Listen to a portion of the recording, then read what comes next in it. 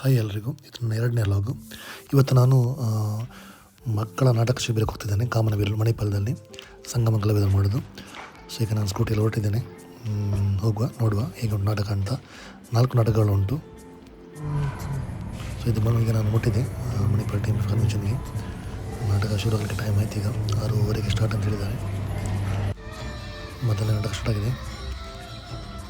ಜೈ ಬೇತಾಳ ಅಂತ ರೋಹಿತ್ ಬೈಕಡೆ ಅವರು ನಿರ್ದೇಶನ ಮಾಡಿದ ನಾಟಕ ಅಂತ. ಭಾಳ ಚೆನ್ನಾಗಿತ್ತು ನಾಟಕ. ಒಂದು 30-40 ಮಕ್ಕಳನ್ನು ಹಾಕ್ಕೊಂಡು ಅದ್ಭುತವಾದ ನಾಟಕವನ್ನು ಮಾಡಿದ್ದಾರೆ. ಜೈ ಬೇತಾಳ ಅಂತ. ಸೊ ಮಕ್ಕಳ ಕಾನ್ಸೆಪ್ಟನ್ನು ಇಟ್ಕೊಂಡೇ ಒಂದು ಸುಂದರವಾದ ನಾಟಕ. ಎಲ್ಲ ಸಣ್ಣ ಮಕ್ಕಳನ್ನ ಇಟ್ಕೊಂಡು ಮನುಷ್ಯರೆಲ್ಲರೂ ದೆವ್ವಗಳಂತಾಗುವ ಈ ಕಾಲದಲ್ಲಿ ಇಲ್ಲಿನ ಮರಿದೆವ್ವಗಳು ಮನುಷ್ಯತ್ವದ ಪಾಠವನ್ನು ಕಲಿಸುವಂಥ ಒಂದು ಸುಂದರ ನಾಟಕ.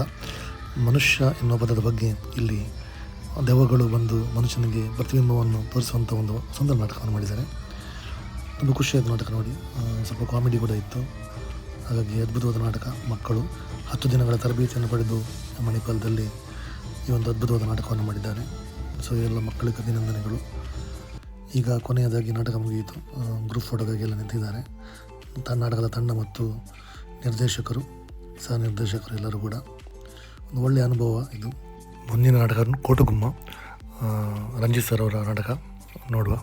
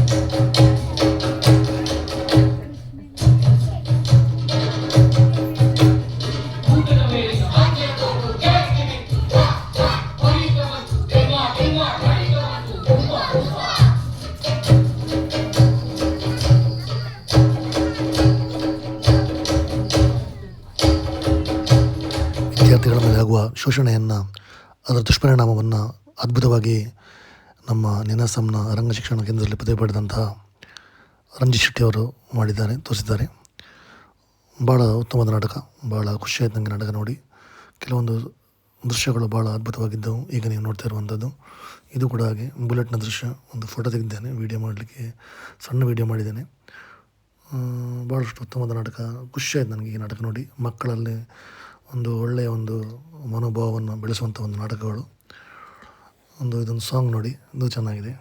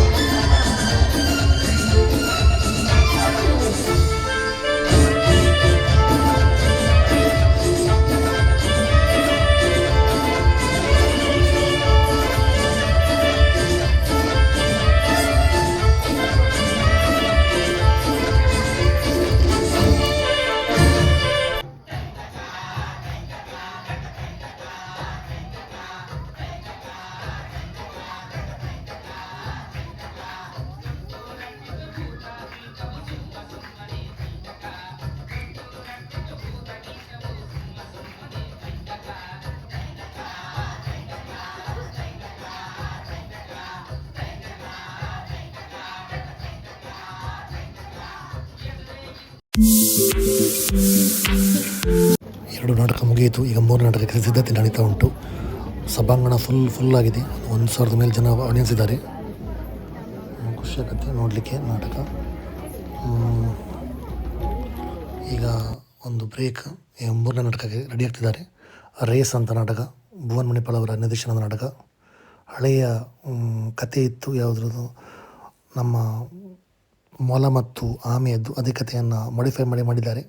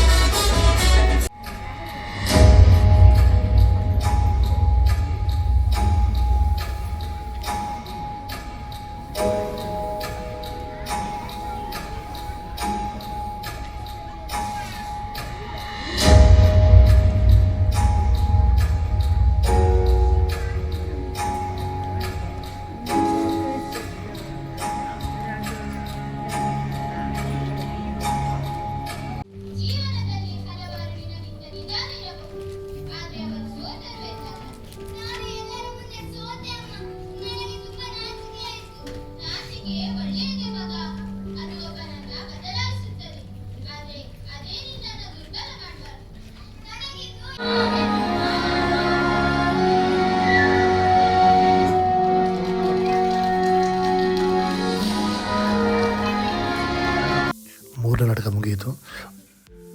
ಪಾಶ್ಚಾತ್ಯದ ಕಥೆಯ ನಾಟಕ ಈಗ ಗ್ರೂಪ್ ಫೋಟೋ ಆಗ್ತಾಯಿದೆ. ಮುಗಿಯಿತು ಗ್ರೂಪ್ ಫೋಟೋ. ಈಗ 4ನೇ ನಾಟಕ ಶುರು ಆಗಿದೆ. 4ನೇ ನಾಟಕ ದುರ್ಬಲರ ತಂಗಿ. ಇದು ಮೈಸೂರಿನ ರಂಗಾಯಣದ ರಮೇಶ್ ಬೆಣಕಲ್ ಗಂಗಾವತಿ ಅವರ ನಿರ್ದೇಶನದ ನಾಟಕ. ಅದ್ಭುತವಾದ ನಾಟಕ. ಇದರಲ್ಲಿ ಹೇಗೆ ಸರ್ವಾಧಿಕಾರಿ ಧೋರಣೆಯಿಂದ ಕಾಡಲ್ಲಿ ತುಳಿತಕ್ಕೊಳಗಾಗುವಂಥ ಜನರ ಒಂದು ದೃಶ್ಯವನ್ನು ತೋರಿಸಲಾಗಿದೆ. ಅದ್ಭುತವಾದ ನಾಟಕ.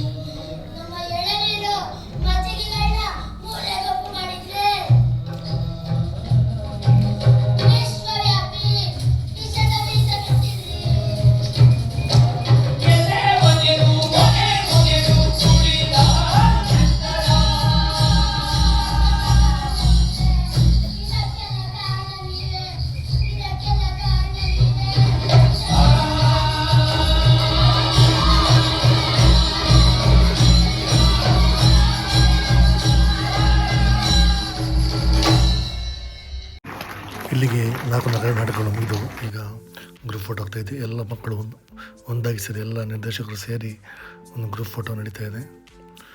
ಇಷ್ಟು ಮಕ್ಕಳು 100ಕ್ಕಿಂತ ಹೆಚ್ಚು ಮಕ್ಕಳು ಸೇರಿ ಒಂದು ಅದ್ಭುತವಾದ ನಾಟಕವನ್ನು ಮಾಡಿದ್ದಾರೆ. 10 ದಿನಗಳ ತರಬೇತಿಯಲ್ಲಿ. ಈಗ ನೋಡಿ ಖುಷಿಯಿಂದ ಕುಣಿತಾ ಇದ್ದಾರೆ ಕೊನೆಯದಾಗಿ.